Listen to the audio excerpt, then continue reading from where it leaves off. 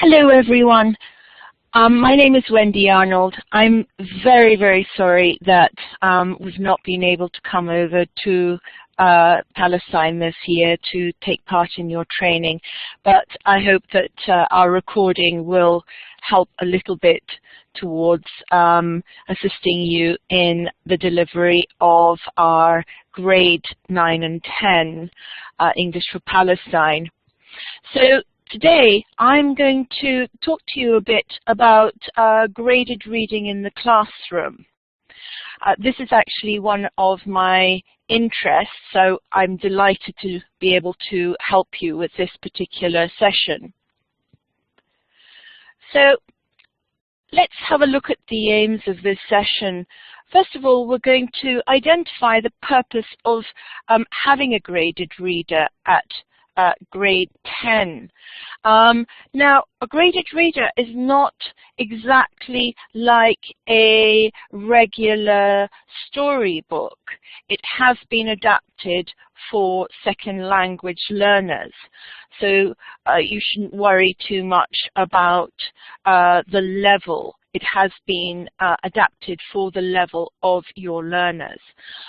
We're also going to have a think about the challenges of a graded reader as a teaching resource, especially if you've not used one before. And we're going to explore some ways to exploit the graded reader in the language classroom.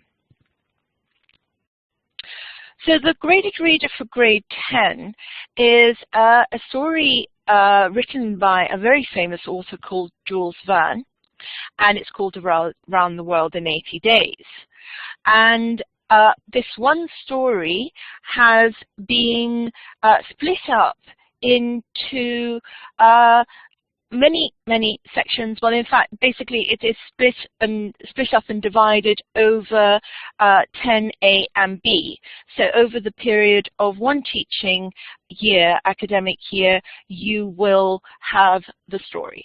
And the story is introduced in period 11 and 12. So you've got 2 periods out of each unit in order to work on the graded reading. So let's have a think about why would you use a graded reader in the classroom, and have a think about why you might have a literary text in grade 10. Now, if any of you teach any other grades, you know that literacy and literary text is not an unusual feature for English for Palestine. We actually start using them in grade 1. But in grade 1, it's very, very simple, and we focus on visual literacy. And we've developed from grade 1 all the way up to grade 10 different skills on how you exploit reading skills, how you exploit text, and different techniques for reading. So I don't think you're going to have huge problems in suddenly having to teach new techniques because they have been introduced earlier. But obviously, you might have some concerns about the challenges for grade 10 students, especially ones that didn't start English for Palestine at the lower levels. And we need to think about how we can help those students, and also if you have enough time for this. So in your groups where you're sitting now, I want you to think about those 4 questions for a few minutes and just brainstorm why and what and how, and can we actually do this in the time that you have for your lessons.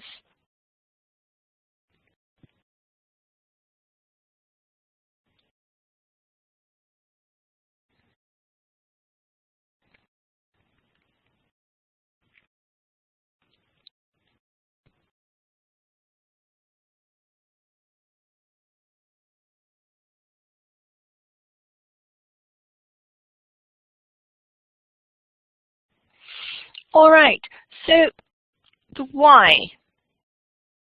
Now, you might have come up with some of these reasons. For example, it's part of your national curriculum. It's actually quite fun. It's enjoyable. Some of your students might be interested in literature. It's very good for extended reading practice over a longer period. So we haven't, for example, as I said at the beginning, this one story, which is a long story, has been split up over a whole academic year. So we're not trying to force feed it into the children all at once. We've actually spread it out. So each new unit, they are going to be hopefully looking forward to periods 11 and 12 when they come across the story again. It's rich in vocabulary, ideas, and cultural content. One of the reasons why I personally think that the children are going to find it really interesting and exciting is that if you think about the title of the story, it's Around the World in 80 Days. He literally goes around the world using different types of transport, but you will see and you will meet different contexts, different cultures. He will meet people from all over the world. He'll have exciting opportunities to try food and see extraordinary animals, and I'm not going to tell you any more because then I'll spoil the story.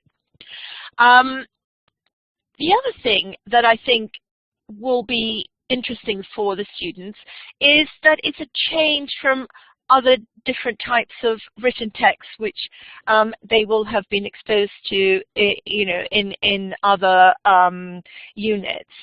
So literacy is not just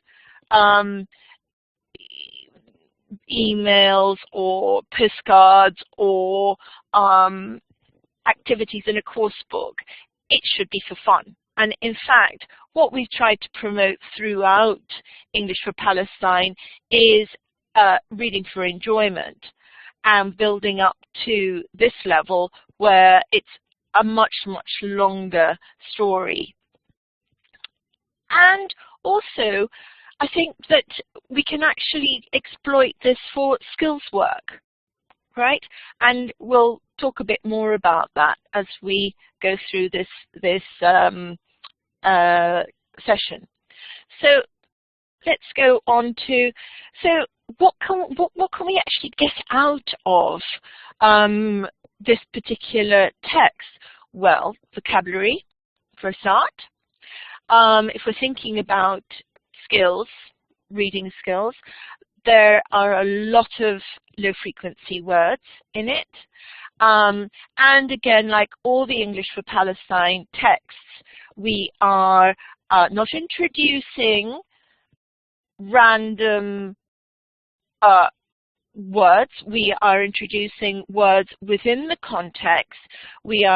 It's very controlled. It will be all the words that the learners have been exposed to in other grades, and then a controlled number of new words. So again, we're not going to flood the learners with anything that they have not already experienced.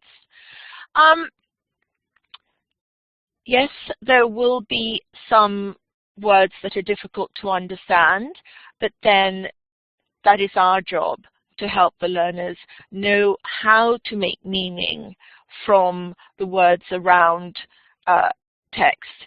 Okay, so if there are particular words that cause difficulty, we're going to expose them to techniques to work out, to encode the meaning, make meaning.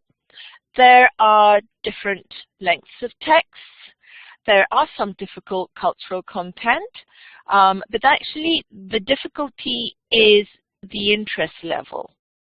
And I think that's what you will be able to capture the attention of the learners. There will be some students who don't like literature, even in Arabic.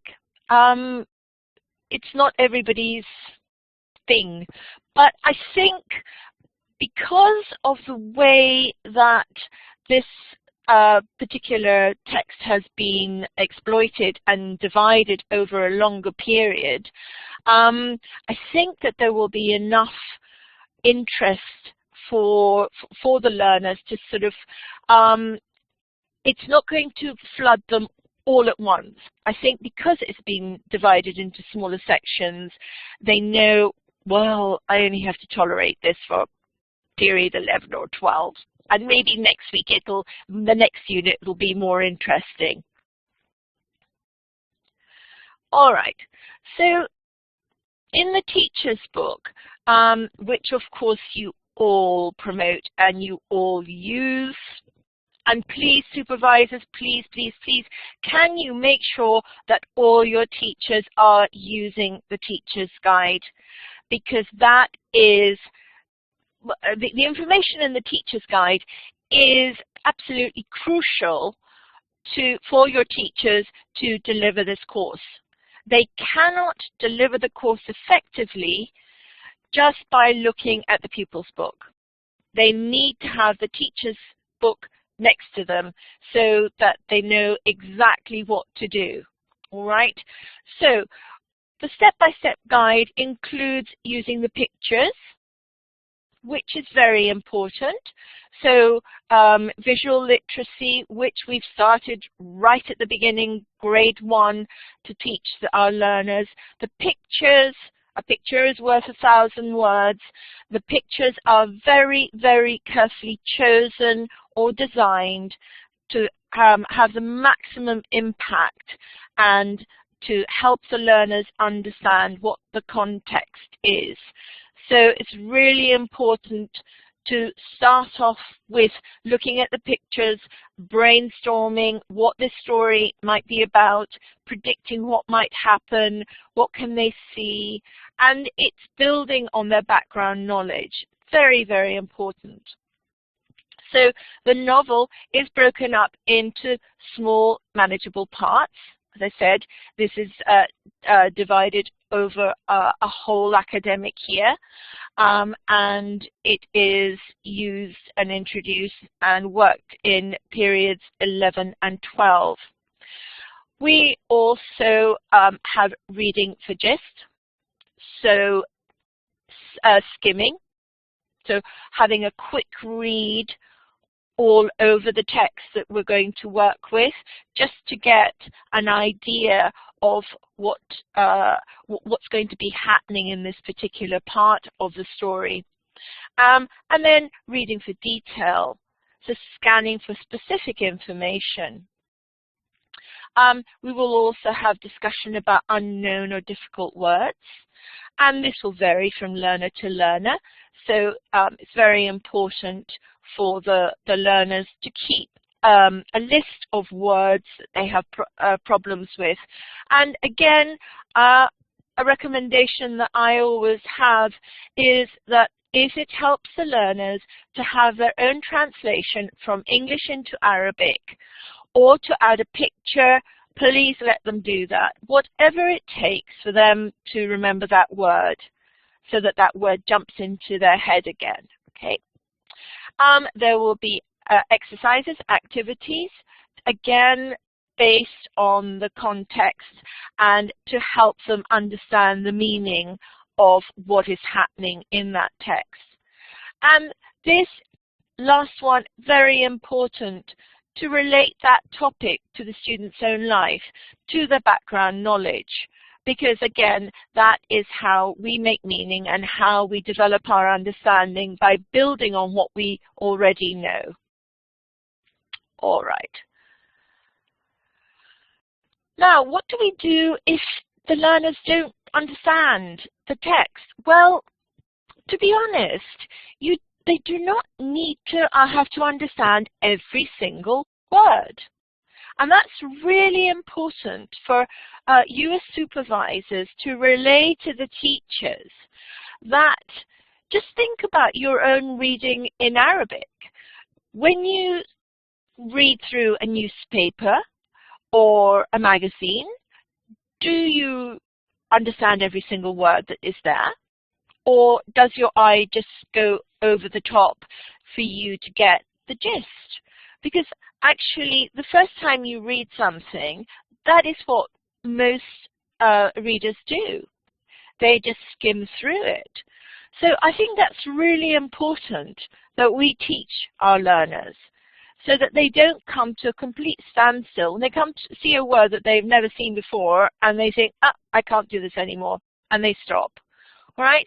So one of the techniques that we have introduced many, many times, but we have to keep reminding our learners is, if you come to a word that you've never seen before, you don't understand, keep going. Don't stop. Right? So we encourage that step, that text, to be a stepping stone into one of the other skills. So a story is reading, but a story can also then be developed onto the speaking skill, and writing, and drama, which actually makes it far more interesting to some of our learners with different learning styles. Because not all learners will just like to read text that is in a book. You have to bring it to life. And that's what stories lend themselves to very well, which is why a good story is often developed into a film, because that's another skill that people like. It's the listening and using your eyes and your ears rather just than your eyes and then creating something in your imagination. And we can do that very easily in the classroom. Now, I think this is really, really important that we actually spend time on the text in a non-threatening way. Okay, it's not serious memorization, repetition, dictation. This should be something that develops learning for enjoyment, learning to read for fun, as a hobby, and it should be very different to any other kind of reading classes. The other thing that we can do is compare this particular story to any other stories that the learner might have come across. For example, Ibn Battuta, which is obviously a very famous Arabic story, and we did that, I can't remember, I think it was in grade 4 or 5, we did a story of Ibn Battuta. And so the learners should already have some background knowledge of an Arabic story that might be similar to this. Another one is obviously Sinbad the Sailor. So we're building on their background knowledge of this kind of genre of stories.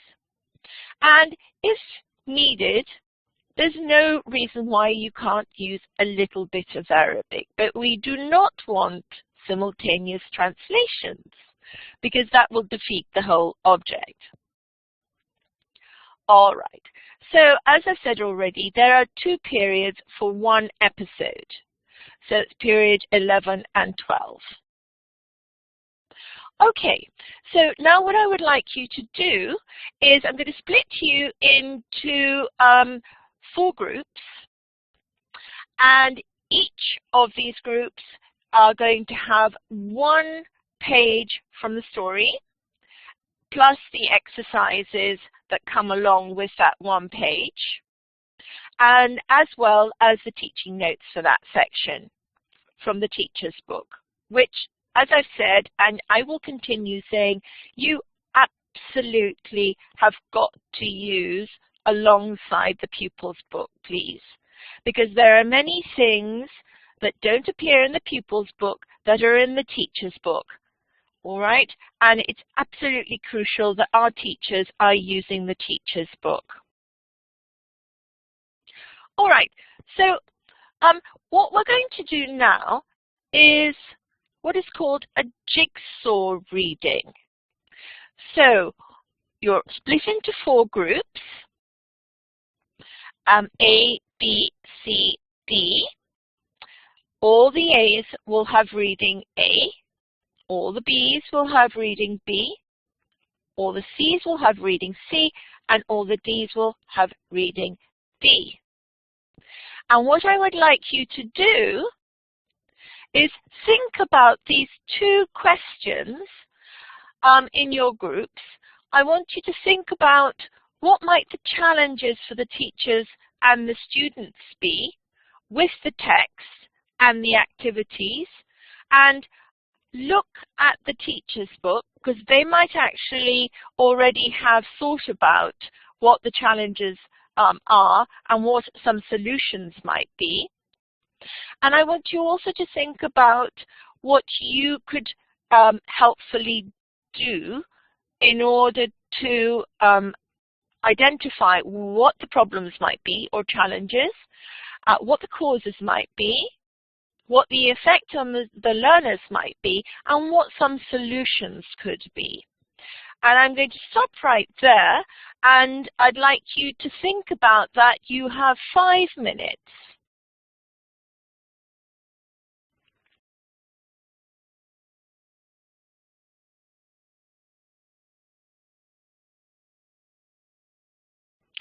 All right, good. So you've now had a chance to have a read through a typical page of the text in this story, and you've also had a chance to look at the activities that match that text. So thinking about your teachers and your students, what do you think the challenges or the problems might be? What might cause that? What would the effect be? And what are some solutions that you can come up with? Now, before you go any further, what we're going to do now is have a think about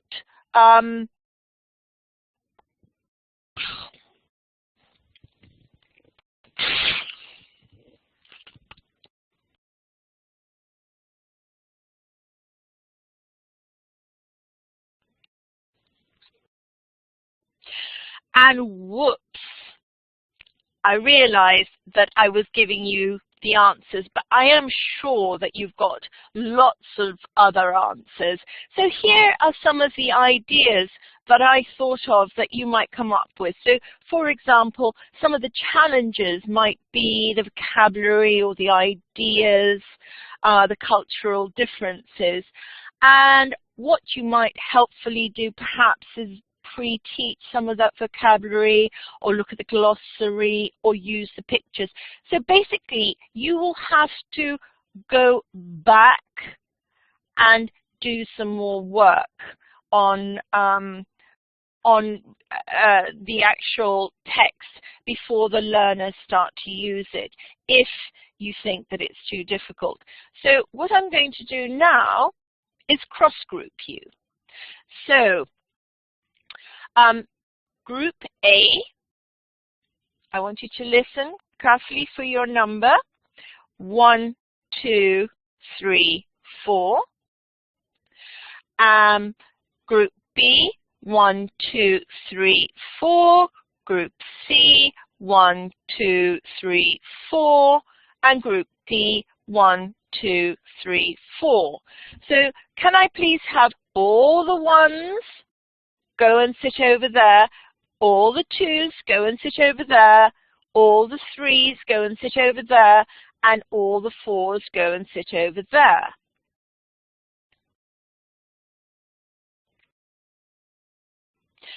Good.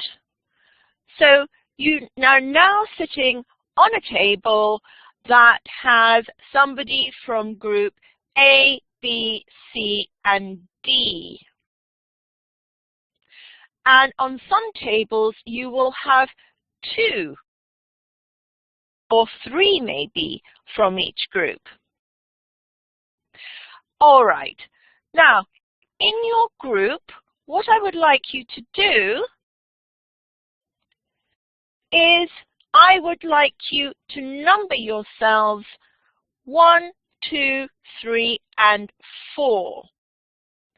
Now, in some of the groups, you will have more than 4 people. So in those groups, I just would like to make sure that when we make a subgroup, you divide your group in half again, that we keep in that subgroup at least one person from A, B, C, and D. All right? Good. All right. So in your subgroup, can you please make sure that you have numbered yourself 1 to 4? All the ones, put your hands up. You're the group timekeeper. Number 2s, put your hand up. You're the group secretary. Number 3s, put your hand up. You are the group speaker. And number 4, put your hand up. You are the group on-task manager. So you make sure that your group is working on this task. All right, that they're not talking about what they're going to do later on. All right, well done. Does any group have an odd number? No. Okay, good. All right, so you now have 5 minutes to share what you discussed when you were in your separate groups A, B, C, or D. Very good. So we'll start off with everybody who was in group A before. Put your hand up. All right, you have 1 minute to share your page, think about your text. What were the problems you thought that your learners might have? What do you think the cause might be? What will be the effect? And what are the solutions? All right, start now.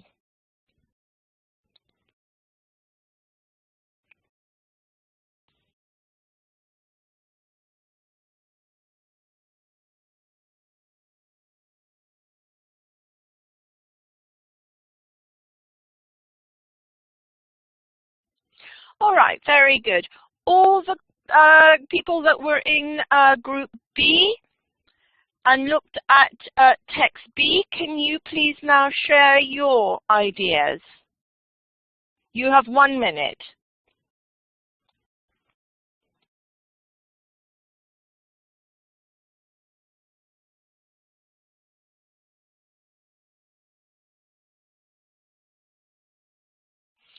Okay, good. And all the people that were in group C, can you share your ideas? You have 1 minute.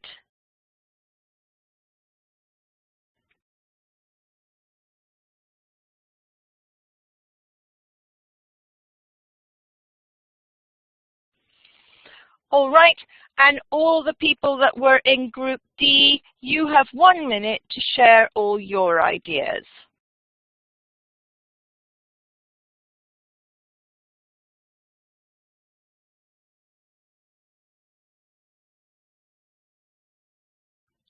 Okay, well done. All right, timekeepers, did you all do your job well? Group secretaries, have you got notes of A, B, C, and D? Group speaker, are you ready to talk for your group? Well done.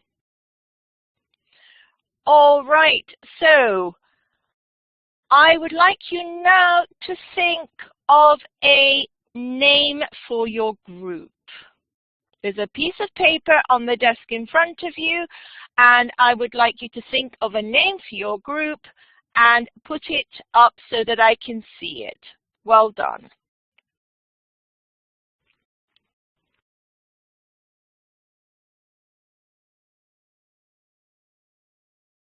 Good, okay.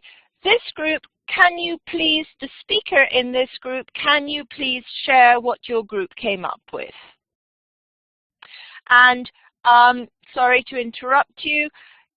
What I would like you to do now is for the other groups, as you're listening, I want you to tick off anything that you also discussed so that you can keep a track of what everybody has said and also add anything extra that you might have missed off.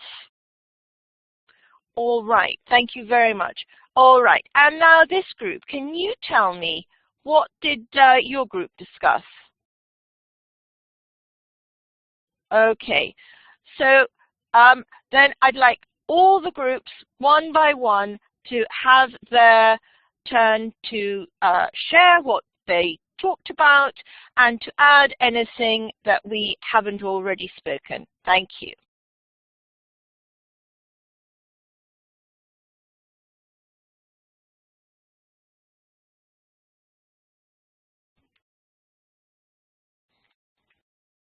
Okay, so let's just have a quick look again at the different texts and activities that each of the groups looked at. So this is group A's. This is the beginning of the story. We have some words highlighted. So these are the key words for this particular part of the story. We also have different activities. So read and answer the questions. So these are specific questions linked to the context in the story. We have got some notes that we can write about the two characters. We can look for specific information, times and different activities that somebody did something. And here are some gaps that we can fill out as well. Again, this particular type of activity is knowledge-based. There will only be one answer. Okay, it's low order thinking activities, and we've done a lot of work on low to high order thinking questions and activities in English for Palestine. All right, and finally in this particular activity it's work in pairs, think and discuss. Now, what did you decide if your learners couldn't actually do that in pairs? All right, well, I hope what you decided was that if you feel that your learners cannot do that in pairs, that you either break them up into groups or you do that as a whole class activity, because you've got to model what you want your learners to do. All right, so here is group B's. Again, similarly, we have visuals. And remember, we need to use our visuals to the strongest extent. We have to exploit the visuals because they will be directly linked to the text. We have the keywords highlighted. Now, this time, the activities are a bit different. So we've got read and answer the questions, again, to get the gist of what's happening in the story. But we're now moving from just pure knowledge to a slightly higher level of thinking. So on this one, it's decide who said or thought what and where. And again, we have to make statements. Group C, again, we have the text, keywords, just questions, and a specific answer from the story. So this is the correct thing or person from the story. But it will not be that easy. It will be quite tricky because, again, as story develops, the type of activities that the students are learning are a little bit more difficult. And then group D, again, visual, text, keywords, and just questions. And we're doing a bit of grammar here. We're actually correcting the information. At the end of the book, there will be tests. And the tests are based on the different episodes that you have studied all the way through to episode 12. And they are, again, low to high order thinking. So we start off with statements, true or false, and towards the end of the test, we get to writing brief answers, so the learner's own work, right? All right, so how can we exploit a graded reader? Well, reading practice, as we've already said, so skimming and scanning. Skimming is a chance for silent reading to get the gist. Scanning is for specific information. So we can have intensive reading, we can have reading comprehension, and reading for pleasure. This one here, reading for pleasure, is probably the most powerful because we want our learners to be motivated to read, right? So we want them to read supported by us in the course book, but what would be wonderful is if they then got the habit of reading and would start to read outside the course book. All right, so how do we exploit the vocabulary? Well, by reading ready-to-use chunks of language, okay? Identifying phrases and chunks. Identifying the topic-based kind of language and within that context. So, for example, in Unit 2 on page 30, East to India, there is an extract of travel vocabulary and phrases that could be very useful for grade 10 students when they read Around the World in 80 Days. All right, and these ready-to-use phrases could then be used by the students to adapt for their own use. Very important for the students to make their own lists and their vocab lists, okay? Their own vocab lists and their own phrase lists. And here are some of the phrases. So, for example, travel by train, catch a ship or join a ship, travel around the world, spend time together, journey took 10 days, reach plus the city's name. All of these are really, really useful to know. Okay. And why would we do this? Why would we get the learners to notice these chunks? And what keywords would we teach? And what kind of chunks would we show? So I want you to have a think about that in your groups. Just spend a couple of minutes in your groups thinking about these three questions.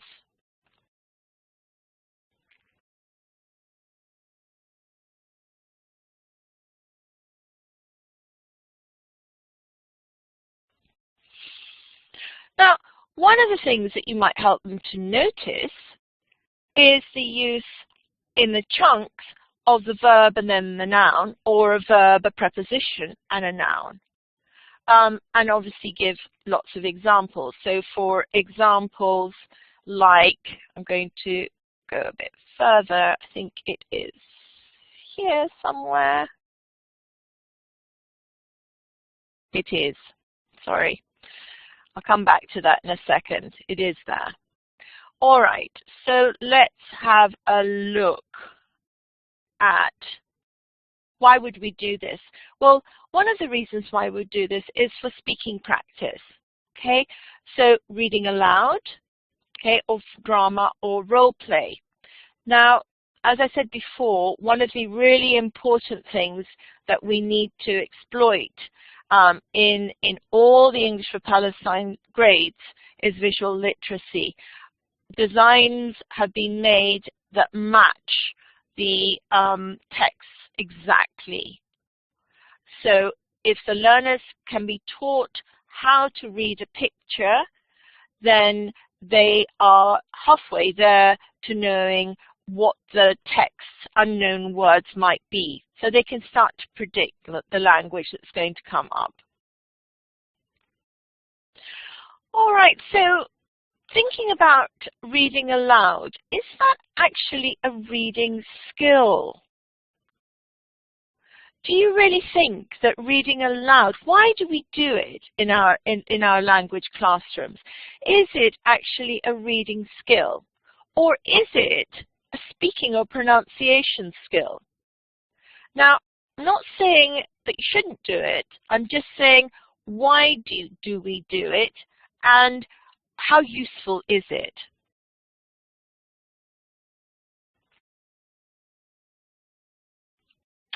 Now, is it a reading skill? Now, one of the problems is that if learners read aloud and they don't understand what they read, what is the value there? Okay. It's also not a very natural thing to do, to read aloud. We don't do it in real life. So we have to think very carefully about why we might do it in a language classroom. And one of the very important things that we need to do is to check that the learners actually understand the text before they read it aloud. Otherwise, it really doesn't have any value at all. Very, very little value. Now, what I'd recommend for a weaker class, what can you do if your class can't decode text very well? Now, decode is when you read words out loud, right? What if they can't actually do it? Now, anybody who's been in sessions with me before will probably remember that I said, well, does it really matter?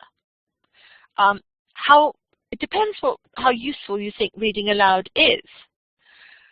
Because reading aloud is just saying the words. Now, saying the words without meaning, without understanding what you're saying, has got very little value. Right? So you need to be very, very clear about why you're doing it. What is the purpose of that? And for a weaker class, if your learners don't actually know how to say the words, you actually have to backpedal. And I would strongly recommend that you look at grades 1 to 3 for some ideas, because if they can't read aloud, it's because they have not made the letter sound link, and you just have to go backwards and teach it. That's if you think it's very important for them to read text aloud.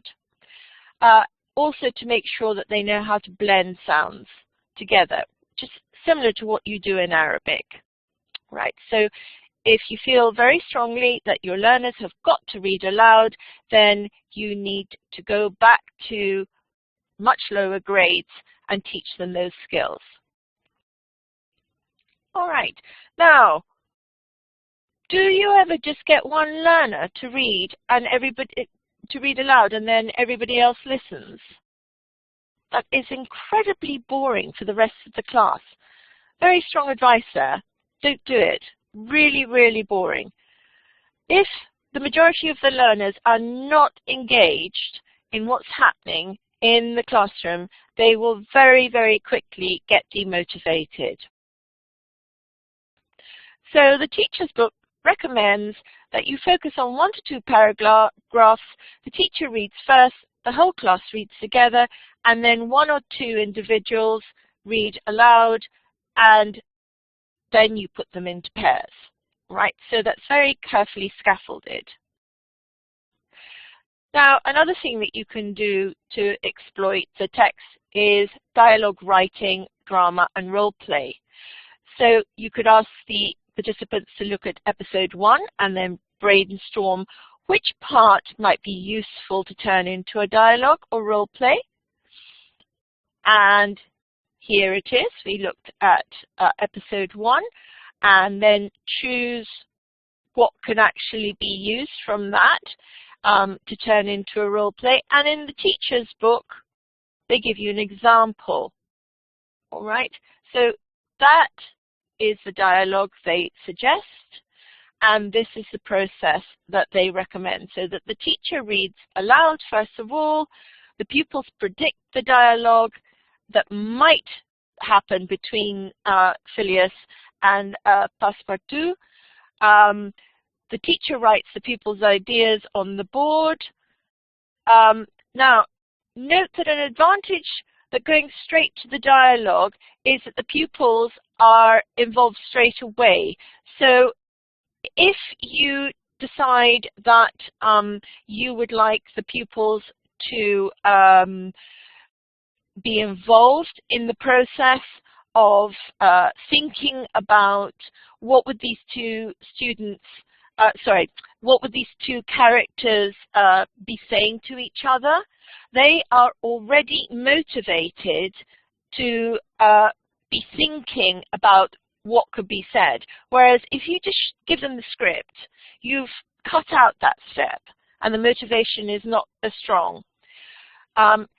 Or you could just go straight to writing that text on the board and then the pupils just follow what's written on the board.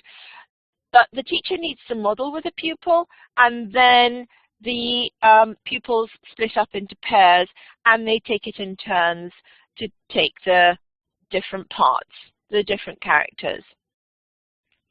So for weaker classes, remember, teacher reads aloud and models, then the teacher reads aloud and the whole class can repeat, focusing on the stress and intonation.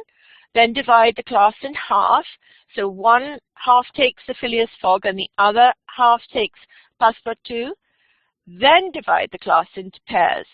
Okay, and you can focus on stress and intonation. So this is what I would recommend for the weaker classes that you might have. Now, to make it more fun, because you might use this activity in many of the episodes, you can make the dialogue more interesting by having different voices. So you can have a happy, laughing character, or you can have a sad character or a frightened character. By changing the voice, you are changing how the character speaks and what they say. So writing opportunities. What different writing tasks could one actually give the students based on this particular episode? Have a think and tell the person sitting next to you what you think.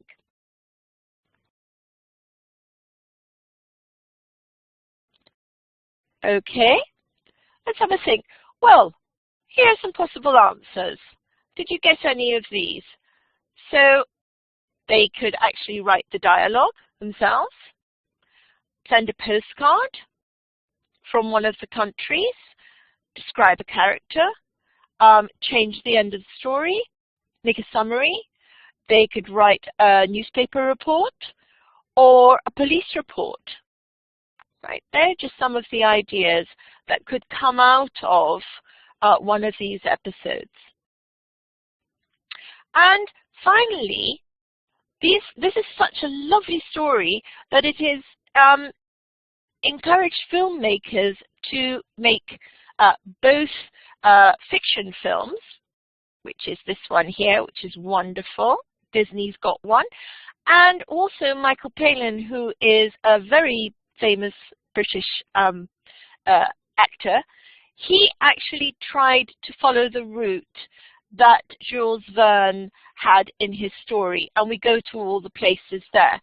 So for your learners that like fiction, there are some lovely films which are based on the story, but the ones that prefer non-fiction, you can actually see all those places in real life. And what I'd like you to think about is, how would you watch those videos? Would you show them at the beginning, the middle, or the end? Or would you mix them up? Because again, motivation is really important. To keep the learners going for a whole year with one story, you're going to have to think about how to keep the interest going.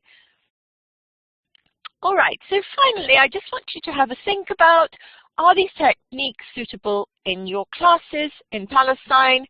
What might be the challenges? And of course, as ever, you can't just say, oh, it's impossible. I want you to think about, what is the cause? What is the cause to that problem? What's the effect on your learners? And in which case, what are the solutions? All right, because we are here to find solutions. We are not here to find problems. All right, thank you very much, and I hope I'll be seeing you again very soon. Thank you. Goodbye.